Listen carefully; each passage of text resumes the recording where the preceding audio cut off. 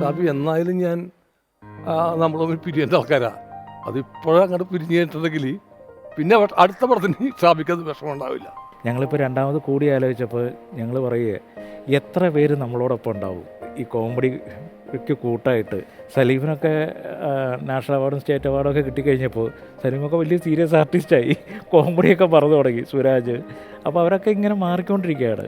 നമ്മൾ എന്ത് പറഞ്ഞാലും അതിനൊരു ബൗൺസിങ് എന്ന് പറയുന്ന സംഭവം ഉണ്ടല്ലോ. അപ്പോൾ നമുക്ക് സംസാരിച്ചുകൊണ്ടിരിക്കുമ്പോൾ നമ്മുടെ മുന്നിലൊരു മുഖം ഉണ്ടാകുക, അത് സംവിധായകനും കൂടി ആയിക്കഴിഞ്ഞാൽ നമുക്ക് പറയാനായിട്ടുള്ള ആവേശങ്ങളുണ്ടാവും. അപ്പോൾ എൻ്റെ ട്രാക്ക് പാടാൻ വേണ്ടിയാണ് എന്നെ വിളിച്ചത്. അപ്പോൾ കലൂരത്തെ ലാൽ മീഡിയയിലാണ് വർക്ക് കംപ്ലീറ്റ് നടക്കുന്നത്. അപ്പോൾ അന്ന് ഞാൻ ട്രാക്ക് പാടാൻ ചെന്ന്, അപ്പോൾ അന്നാണ് ഞാൻ ഇവരൊക്കെ കാണുന്നത് ആദ്യമായിട്ട്. ഷാഫിഖാനെ ഞാൻ കണ്ടിട്ടുണ്ട് നേരത്തെ, നമ്മൾ റിലേറ്റീവ്സ് ആയതുകൊണ്ട് നമ്മൾ പല കല്യാണങ്ങൾക്കൊക്കെ കണ്ടിട്ടുണ്ട്. കളി ചൊല്ലും കുയിലാണോ കുഴലൂതും കാറ്റാണോ ആരാണി കള്ളം ചൊല്ലിയതാരാണാരോ ആരു പറഞ്ഞു ഞാൻ കണ്ടത് രാക്കനവാണെന്ന്. മ്യൂസിക് സെൻസ് എങ്ങനെയുണ്ടായിരുന്നു?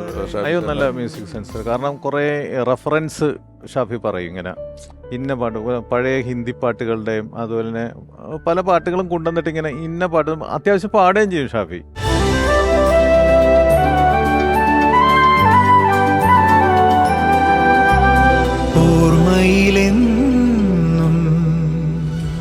സൂപ്പർ ഡൂപ്പർ ഹിറ്റ് സിനിമകൾ ഒരുക്കി മലയാളികൾക്കെന്നും ചിരിച്ചുകൊണ്ട് മാത്രം ഓർത്തെടുക്കാവുന്ന രസകരമായ കഥാപാത്രങ്ങളെ സമ്മാനിച്ച സംവിധായകൻ ഷാഫി.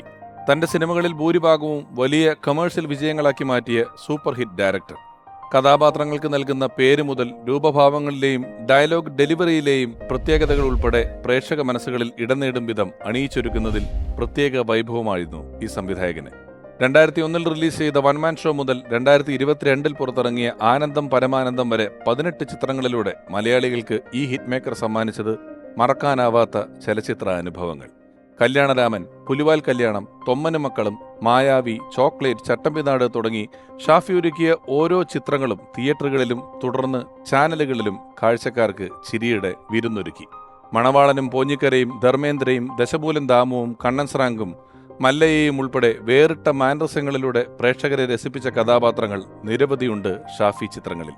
പിന്നിട്ട 2 ദശകങ്ങളിൽ മലയാള സിനിമയിൽ വലിയ ചലച്ചിത്ര വിജയങ്ങൾ അടയാളപ്പെടുത്തിയ പ്രിയ സംവിധായകൻ. ഓർമ്മയിലെന്നും ഷാഫി.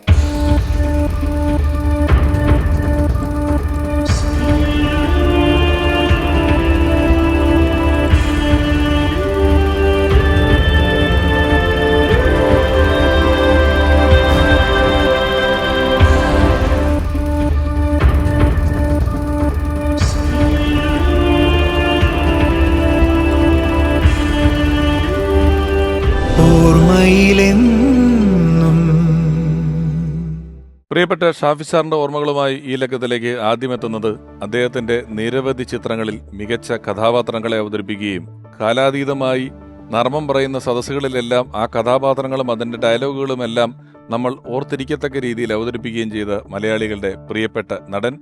ഏറെ സ്നേഹത്തോടെ ബഹുമാനത്തോടെ സ്വാഗതം ചെയ്യുന്നു പ്രിയപ്പെട്ട സലിം കുമാർ.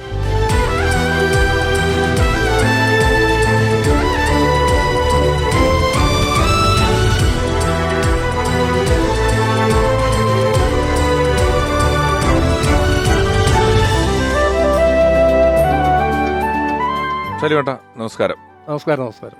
സലീമേട്ടന്റെ കഥാപാത്രങ്ങൾ സിനിമയിലേത് എടുക്കുമ്പം ട്രോളുകളായും മീമുകളായും സിനിമയിൽ വരുന്ന അല്ലെങ്കിൽ കോമഡി ക്ലിപ്പുകളായിട്ടൊക്കെ വരുന്നതിൻ്റെ ഒരു ബഹുഭൂരിപക്ഷം സീനുകൾ, ബഹുഭൂരിപക്ഷം വരുന്ന ഡയലോഗുകളെല്ലാം ഷാഫി സാറിന്റെ പടങ്ങളിലേതാണ്.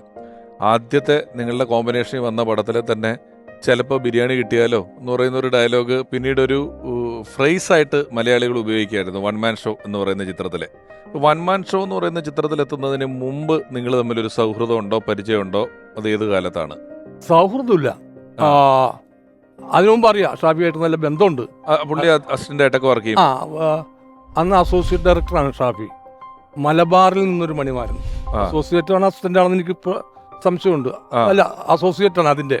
മലബാറിൽ നിന്നൊരു മണിമാരൻ വടകര വെച്ചിട്ട് ഷൂട്ട് ചെയ്യും. പപ്പൻ നെരിപ്പറ്റ എന്ന് പറയുന്ന ഡയറക്ടറാണ് അതിന്റെ ആളാണ് അതിന്റെ പടം ചെയ്യുന്നത്, ഡയറക്ഷൻ.